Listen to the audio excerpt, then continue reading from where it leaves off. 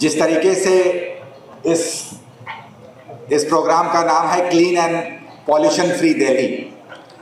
अगर आज के समय में जो सबसे चैलेंजिंग सिचुएशन है हमारे दिल्ली में, और हर जगह अगर किसी एक चीज़ की चर्चा हो रही है वो AQI,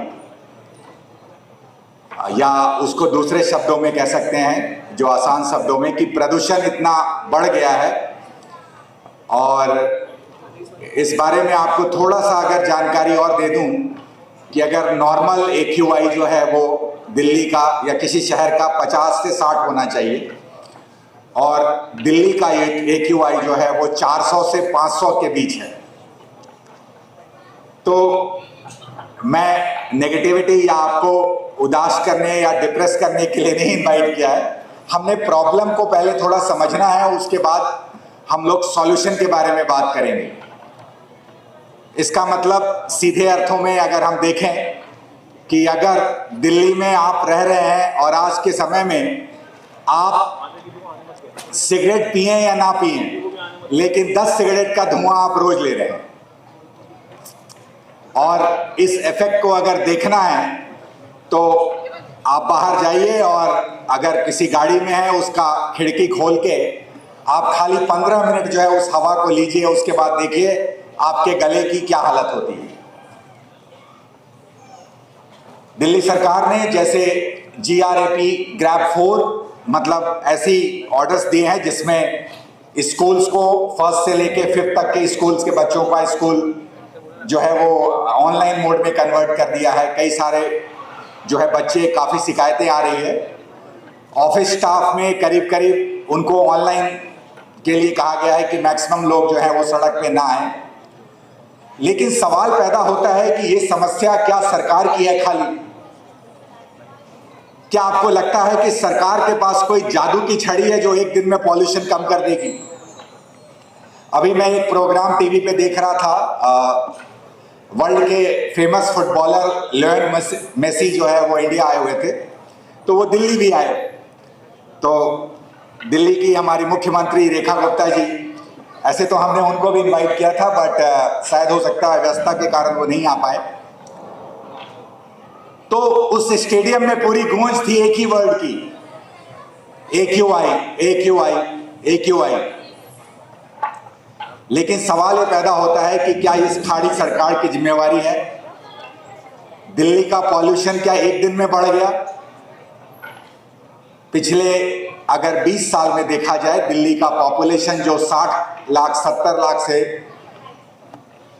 बढ़कर आज की डेट में दिल्ली का जो पॉपुलेशन है वो 2 करोड़ है, और अगर NCR को मिला दिया जाए तो वो 2.5 से 3 करोड़ के आसपास है। दिल्ली की समस्या सिर्फ दिल्ली की समस्या नहीं है, ये इसके आसपास राज्य से भी जुड़ी हुई, क्योंकि हवा एक ऐसी चीज है जो बॉर्डर से नहीं रुकती है। हरियाणा वाले कहें कि नहीं सर ये हवा तो दिल्ली से आ रही है, हम नहीं लेंगे, या यूपी वाले कहें कि भाई दिल्ली की गंदी हवा यूपी में आ रही है, हम नहीं लेंगे, ऐसा नहीं है।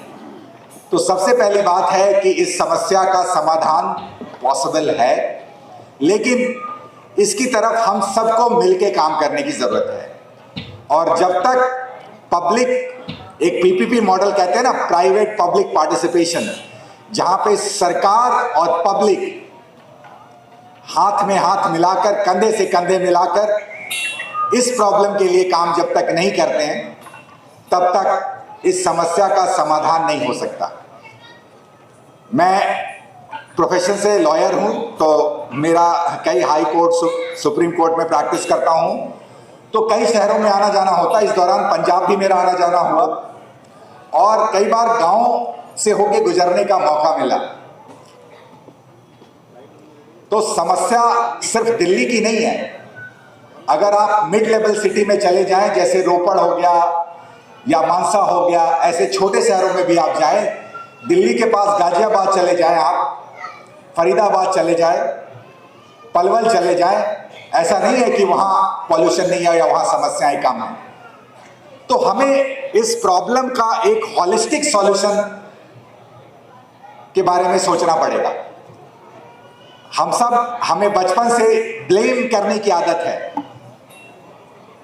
क्लास में परीक्षा दिया, मार्क्स नहीं आए, टीचर गलत था। ठीक है। दूसरी बात, माँ बाप भी कहते हैं कि भाई स्कूल में पढ़ाई नहीं हो रही है, तो हम ब्लेम करते हैं, ऑफिस में परफॉर्मेंस आपका अच्छा नहीं है, बॉस खराब है, तो we are in the victim of a blame game. हमें किसी न किसी को ब्लेम करना है। लेकिन कभी हमने सोचा है, आज दिल्ली जैसे शहर में, अकेले दिल्ली में जितना बॉम्बे और कलकत्ता को मिला के गाड़ियां हैं, उतनी अकेले गाड़ी है। वो गाड़ियां किसकी है? सारी गाड़ियां सरकार की है क्या? तो सवाल ये पैदा होता है कि हम लोग एक हॉलिस्टिक सॉल्यूशन के बारे में सोचें, और उसी दिशा में हमने थोड़ा सा जो है काम करने की कोशिश की है। तो मैं अभी आपको जो प्रेजेंटेशन दिखाने जा रहा हूं, ये एक ऐसा प्रेजेंटेशन है जिसको हम लोग एक आंदोलन के रूप में आगे लेके चल सकते हैं। इसमें मैं आप सबके लिए एक संभावनाएं है कि आप किस तरह से अपने आसपास के क्षेत्र को साफ रख सकते हैं। आप एक जिम्मेवारी ले सकते हैं, क्योंकि जिम्मेवारी सिर्फ सरकार की नहीं होती है। आज अगर सिंगापुर साफ है तो वहां अगर या अमेरिका साफ है या यूरोप साफ है, तो वहां के लोगों का कैरेक्टर भी उसी तरीके से है। वहां लोग सड़क पे पॉलिथीन नहीं फेंक देते, वो डस्टबिन में पॉलिथीन फेंकते हैं। अगर कोई रैपर है तो वो बाहर ऐसे नहीं फेंक देंगे, वो जेब में रखे रहेंगे, इंतजार करेंगे जब तक उन्हें आगे पॉलिथीन मिलता है।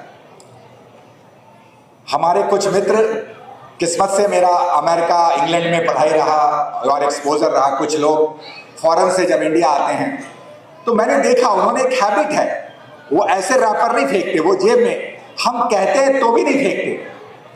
वो कहते नहीं, मैं घर में जाके फेंकूंगा अपने डस्टबिन में, या पास में जो डस्टबिन मिलेगा वहां फेंकूंगा।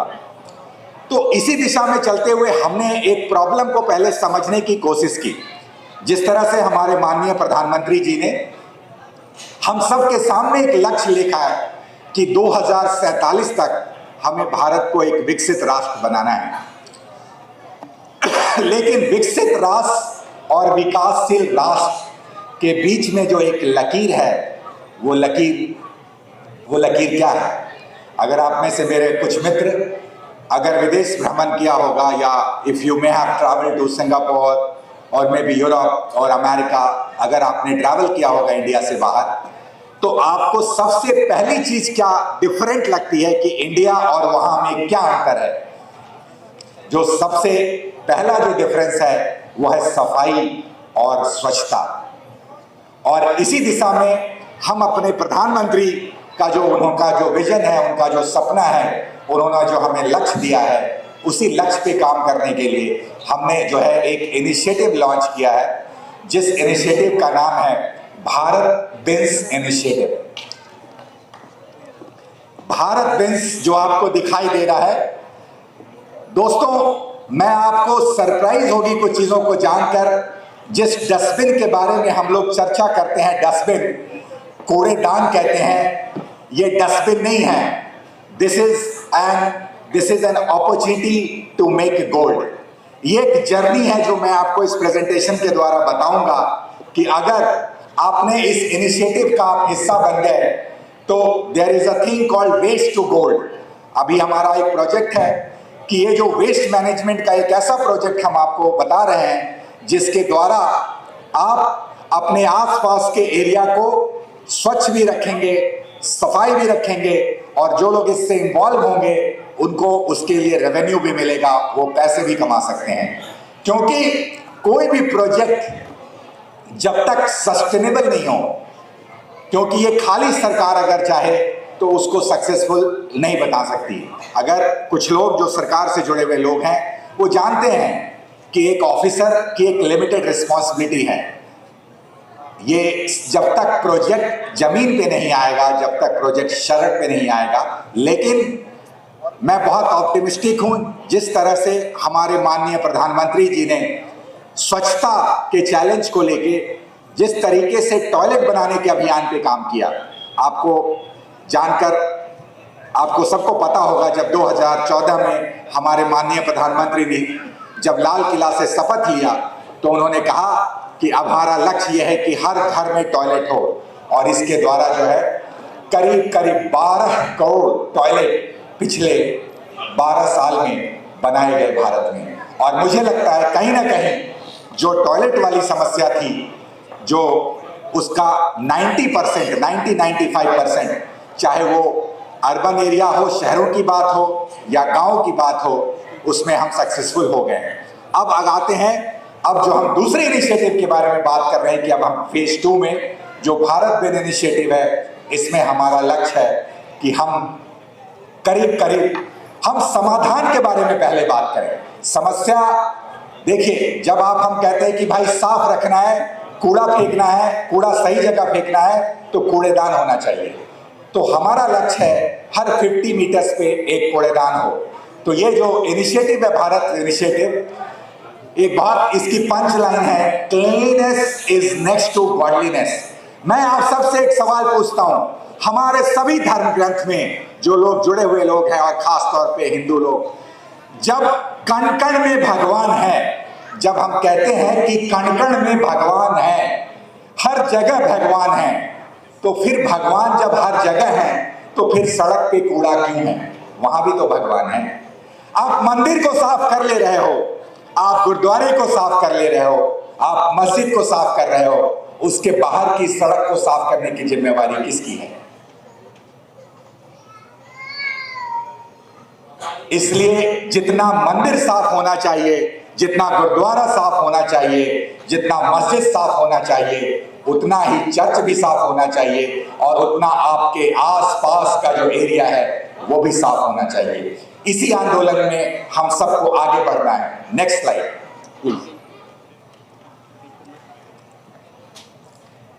देखिए हमारा जो विजन है, इसमें जो नेक्स्ट स्लाइड में हम लोग जो विजन है हमारा, हम सबसे पहले समाधान दें। एग्जाम्पल के लिए हर 50 मीटर पे हम लोग, मतलब 50 मीटर मतलब 100 कदम, हर 100 कदम पे एक डस्टबिन होना चाहिए। क्या होता है, कई बार समाधान नहीं होने से भी लोग कूड़ा फेंक देते हैं, लेकिन जब आपके पास हर 100 मीटर पे एक डस्टबिन है, हर 50 मीटर पे एक डस्टबिन है, तो लोग क्या होगा कि चलो यार थोड़ी देर में तो डस्टबिन है, तो लोग डस्टबिन में ही कूड़ा फेंकने लगेंगे। कोई भी प्लास्टिक की बोतल, प्लास्टिक की पॉलिथीन, आप हमारे कई किसान भाई वो जानते हैं कि जब आप प्लास्टिक कहीं डालते हो, एक प्लास्टिक अगर खेत में छूट गया तो वो खेत को करीब करीब 25 साल के लिए बंजर बना देती है। और आज की डेट में एक बहुत इंपॉर्टेंट बात बताना चाहता हूं कि सबसे बड़ा अगर कैंसर का कोई कारण है वो है प्लास्टिक।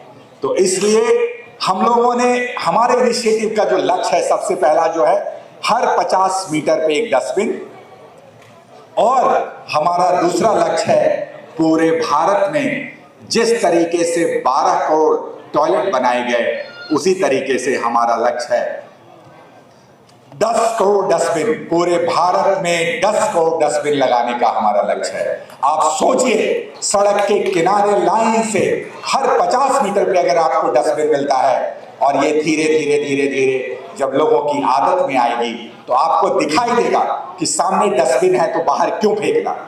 हम समाधान पहले दें, उसके बाद समस्या के बारे में बात करें।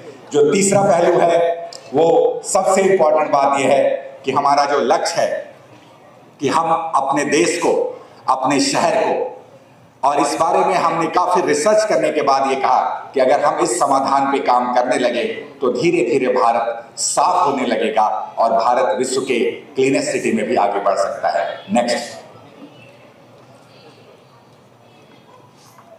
अब सवाल ये पैदा होता है कि ये होगा कैसे। इसमें बेसिकली ऐसा नहीं है कि हमने कहा ये काम हमें सरकार की मदद से करनी है, लेकिन जिम्मेवारी हमारी है, सरकार की जिम्मेवारी नहीं है। इसमें पब्लिक पार्टिसिपेशन हम सब की जिम्मेवारी है। इसमें कई सारे एनजीओज, कई सारी संस्थाएं, चाहे वो धार्मिक संस्थाएं हों, सामाजिक संस्थाएं हों, उनको कदम से कदम मिलाकर आगे आना होगा कि अगर हम मानते हैं कि कण कण में भगवान है, अगर आपको ये मानते हो कि cleanliness is next to godness, मतलब अगर आप स्वच्छ हो तो आप भगवान के करीब हो। जब भी कोई भगवान का प्रार्थना करता है तो नहा धो के आता है ना, मंदिर में हम नहा धो के जानते हैं। इमेजिन करो, आपको पता है कुंभ में स्नान करने के लिए 50 करोड़ लोग गए, 50 करोड़ लोग कुंभ में स्नान करने गए। अगर यही 50 करोड़ लोग, इसमें से 25 करोड़ लोग भी अगर हमारा साथ दे दे तो 10 करोड़ डस्टबिन हम लगा देंगे। ये हमारी गारंटी है, ये गारंटी हमारी है। तो सवाल ये है कि आप जिस भी धर्म से जुड़े हों, लेकिन हमारा सबसे पहला धर्म यह होना चाहिए कि हम आसपास के एरिया को हम स्वच्छ रखें एवं साफ रखें। और इसी में हमने फेज बाय फेज जो है 2-3 चीजें हैं, इसमें स्कूल लेवल पे रेवोल्यूशन करेंगे, कॉलेज लेवल पे रेवोल्यूशन करेंगे, कॉलेज के बच्चे, स्कूल के बच्चे। मैं एक बहुत इंपॉर्टेंट बात बताता हूं, हो सकता है आप में से कोई टीचर भी हो। क्या हम स्कूल में, अभी अपने स्कूल में बच्चों को बताते हैं कि बेटे आपको ये जिम्मेवारी लेनी है कि आपके आसपास का जो क्षेत्र है वो भी साफ हो और इसमें आप कंट्रीब्यूट करें? हम सारे सब्जेक्ट पढ़ा रहे हैं, हम बायोलॉजी पढ़ा रहे हैं, हम पॉल्यूशन पढ़ा रहे हैं, लेकिन हम उसमें पार्टिसिपेशन नहीं करवा रहे। हम देखते हैं कि सरकार के कई इनिशिएटिव आते हैं, पेड़ लगाओ। क्या हम स्कूल के बच्चों को कहते हैं बेटे कि आपको एक पेड़ लगाना है और साल भर उस पेड़ में पानी डालना है? क्या हम पार्टिसिपेशन करवाते हैं? नहीं। मैंने कहा ना, हमारे देश का जो पॉपुलेशन है आज की डेट में, आज के समय में कम से कम 40 करोड़ का जो पॉपुलेशन है, 40 करोड़ वो स्कूल और कॉलेज गोइंग पॉपुलेशन है। मुझे तो 10 करोड़ डस्टबिन का ही ख्याल रखना है। अगर 4 बच्चे ये डिसाइड कर लें कि मैं अपने पड़ोस के लोगों को कहूंगा कि आप जो कूड़ा डालते हैं वो डस्टबिन में डालो, क्या हमारा लक्ष्य सक्सेसफुल नहीं हो सकता? क्या हमारा लक्ष्य सक्सेसफुल नहीं हो सकता? तो जरूरत है हम सब पार्टिसिपेट करें और इन्वॉल्व करें। नेक्स्ट, जैसा कि मैंने आपको बताया कि माननीय प्रधानमंत्री जी ने यह लक्ष्य रखा है कि 2047 तक हमें भारत को एक विकसित राष्ट्र बनाना है। और विकसित राष्ट्र की कड़ी में अगर कोई चीज रुकी हुई है वो ये क्लीनलीनेस है। हम दिल्ली में कूड़े की पहाड़ की चर्चा तो कर रहे हैं, यहाँ कूड़ा का पहाड़ है, वहां कूड़े का पहाड़ है, पर हम ये चर्चा नहीं करते ये कूड़े का पहाड़ बना कौन रहा है। ये आपके घर का कूड़ा है, ये मेरे घर का कूड़ा है। अगर उस कूड़े का समाधान अगर आपके इलाके में ही हो जाए, आपके मोहल्ले में ही हो जाए, तो ये कूड़े का पहाड़ क्यों बनेगा? इसलिए कूड़े का पहाड़ सरकार ने नहीं बनाया, कूड़े का पहाड़ हमने और आपने बनाया है। इसलिए उस कूड़े की सफाई भी हमें ही करनी पड़ेगी। नेक्स्ट, अब हम समझते हैं कि प्रॉब्लम क्या है और समाधान कैसे हो सकता है। ये बात तो सच है कि हर समस्या के साथ समाधान भी जुड़ा होता है। जिस तरीके से अगर हम इस बात को समझें, नेचुरल बात है, दिल्ली जैसे शहर का पॉपुलेशन 2 करोड़, हमारा देश का पॉपुलेशन 140 से 145 करोड़ के आसपास हमारी पॉपुलेशन है। अब इतनी पॉपुलस कंट्री में सफाई रखना एक चैलेंज है। दूसरी बात, मेरे पास आसपास कई मित्र होंगे, हमारे यहाँ घर का हिस्सा डस्टबिन नहीं होता है। घर जब बन जाता है तो हम बाद में डस्टबिन लगाते हैं। इसका मतलब सफाई और इस कूड़े का परमानेंट सॉल्यूशन हम सोचते ही नहीं है। कभी आपने देखा है कि घर बनाने के साथ साथ आपने डस्टबिन की भी जगह बनाई हो? कोई एक आदमी बता दे मुझे जिसने घर बनाया है और उसके साथ डस्टबिन की परमानेंट जगह बनाई है। अगर आप ऐसा सोच रहे हैं तो बहुत अच्छी बात है, यही सोच हमें लानी है। सड़कें बनेगी, सड़कें के साथ डस्टबिन भी लगेगा, डे 1 से लगेगा। अगर डस्टबिन नहीं तो सड़क नहीं। बाजार बनने से पहले बाजार में जो कूड़ा होता है उसके लिए डस्टबिन लगेगा। तो सवाल यह है कि हमने डस्टबिन को इंफ्रास्ट्रक्चर का हिस्सा नहीं बनाया। जिस दिन वो हमारे इंफ्रास्ट्रक्चर का हिस्सा बन जाएगा, हमारे इस समस्या का समाधान मिल जाएगा। क्योंकि सफाई के बारे में हम सोचने लग जाएंगे, तो इसलिए हम लोगों ने पूरे के पूरे कि जो कचरा या कूड़ा आपके मोहल्ले से निकल रहा है या जो एक डिस्ट्रिक्ट से निकल रहा है वो कूड़े के पहाड़ में तब्दील ना हो, उसका समाधान वहीं पे हो जाए। नेक्स्ट, अभी आपने दिल्ली में जो चीजें हैं, जो आप देख रहे हो, जो समस्याएं हैं, वो ऑलरेडी आप देख सकते हो। तो इसके इफेक्ट क्या क्या हो रहे हैं आपके, आप देख रहे हो लैंड पॉल्यूशन। अब लोगों ने कहा क्योंकि ये जो पार्टिकल्स हैं, बेसिकली क्या होता है, जो कचड़े कूड़े का जो पार्टिकल्स हैं, वो पार्टिकल जब पूरे हवा में मिलता है, ये सर्दियों में क्या होता है, सर्दियों में क्यों फॉग लग जाता है, सर्दियों में AQI क्यों बढ़ जाता है? आपको पता है कि आपके AQI का 50% जो है वो डस्ट पार्टिकल है, डस्ट, धूल कण। अगर जिस दिन आपने डस्ट पार्टिकल पे कंट्रोल कर लिया, जिस दिन आपने डस्टबिन के द्वारा डस्ट पार्टिकल पे कंट्रोल कर लेंगे, उस दिन आपका पॉल्यूशन जो है वो 30 से 50% कम हो जाएगा।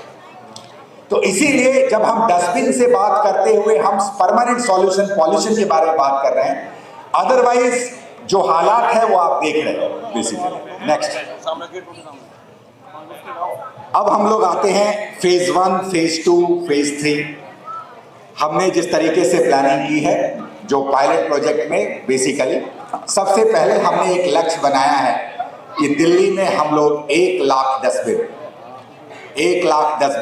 अगर दिल्ली में है, हर 50 मीटर पे दिल्ली में अगर एक डस्टबिन है, और मैं सबसे इंपॉर्टेंट बात मैं डस्टबिन पे लेके आऊंगा, तो आपके पास 1 लाख डस्टबिन में मोरलेस हर एक मोहल्ला कवर हो जाएगा, एवरी लोकेलिटी, हर एक मोहल्ला। एंड उसके बाद क्या होगा, we will declare it as a plastic free zone.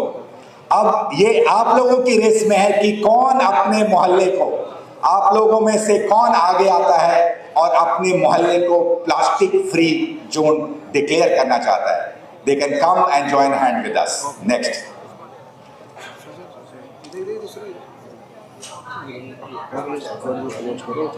अच्छा ओके, नो प्रॉब्लम। अब नेक्स्ट है लाइका, हम लोगों को जैसा मैंने पहले भी डिस्कस किया कि हमें डस्टबिन डालना है, बट मोस्ट इंपॉर्टेंट हमारा डस्टबिन भी थोड़ा सा डिफरेंट है। हम आगे आते हैं। नेक्स्ट, हमारा डस्टबिन ऐसा डस्टबिन होगा जो वेल मेंटेन्ड होगा, जो साफ सुथरा होगा, जहां डस्टबिन के पास जाने से पहले आपको सोचना नहीं पड़ेगा। कई बार क्या होता है, डस्टबिन उल्टा पुल्टा, लाल पीला हरा नीला, कई बार डस्टबिन ओवरफ्लो कर रहा है। हम लोगों ने इतना इंश्योर किया है कि डस्टबिन जो है it should not be more than 70%। 70% dustbin के फिल होते ही वो डस्टबिन खाली कर दिया जाएगा, तो कभी भी डस्टबिन ओवरफ्लो नहीं होगा। We can go further into that. आगे ये प्रोटोटाइप था जो आप देख रहे हो कि किस तरह के डस्टबिन की प्लानिंग है, ताकि हमें ऐसा नहीं लगना चाहिए कि डस्टबिन जो है वो आपके शहर को गंदा कर रहा है या डिस्टर्ब कर रहा है। डस्टबिन आपके शहर के, आपके मोहल्ले के, आपकी लोकेलिटी के ब्यूटिफिकेशन का भी हिस्सा है। We want to make your locality more beautiful by giving this option. आगे नेक्स्ट, अब देखिए इसमें डस्टबिन में हम लोगों ने और भी ऑप्शंस दिए हैं। बेसिकली डस्टबिन में जो आप लोकेलिटी जैसे स्कूल है, कॉलेजेस हैं या NGOs हैं, वो अपने एडवर्टीजमेंट दे सकते हैं। जो लोकल लीडर्स हैं, समाज सेवा है, वो अपने आप को गेट इट फर्दर। नेक्स्ट, ठीक है, ये थोड़ा सा प्लास्टिक के बारे में जो जर्नी है, आप सबको पता ही होगा कि प्लास्टिक कितना हार्मफुल हो सकता है, लेकिन सेम टाइम ये रिसाइकलिंग में अगर आ जाता है तो you can, that plastic can be converted into the wealth. That is the part of our wealth management project. Next, ये फाइनेंसेस और रिसोर्सेज के बारे में, ये जैसे कि मैंने बताया कि ये पब्लिक पार्टिसिपेशन की बात है और इसके बारे में we can discuss on that basically, लेकिन हमारा लक्ष्य ये रहेगा कि हम सरकार से अपने इस प्रोजेक्ट के लिए किसी भी तरह का कोई फंड नहीं लेंगे। This will be a completely public movement. ये कंप्लीटली पब्लिक मूवमेंट होगा। ये हमारा आंदोलन है, ये हमारा प्रण है, हमारा ये आंदोलन है कि हम सरकार से किसी भी तरह का एडमिनिस्ट्रेटिव हेल्प ले सकते हैं, लेकिन कोई फाइनेंशियल हेल्प नहीं लेंगे किसी भी तरीके का, क्योंकि ये हमारी लोकेलिटी है, हमारा क्षेत्र है, हमारी दिल्ली है, हमारा देश है, और इसको साफ रखने की जिम्मेवारी हमारी ही है। नेक्स्ट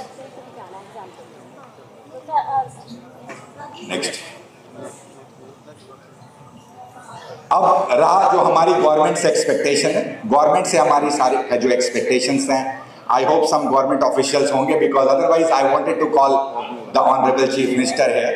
तो हमारा लक्ष्य ये है कि सिर्फ हमें उनके परमिशंस चाहिए होंगे कि हम आपकी लोकेलिटी में, या RWA हैं जो है, उनके परमिशन से हम आपकी लोकेलिटी में डस्टबिन लगा पाएंगे। नेक्स्ट, तो this is all about basically आपको अब ये जो कॉन्सेप्ट है ये आपको शायद समझ में आ गया होगा कि ये एक ऐसा कॉन्सेप्ट है जिसमें हम लोग एक आंदोलन के लिए आ रहे हैं, और जो भी लोग हमारे साथ इस आंदोलन में जुड़ना चाहते हैं वो लक्ष्मी मैडम से कांटेक्ट कर सकते हैं।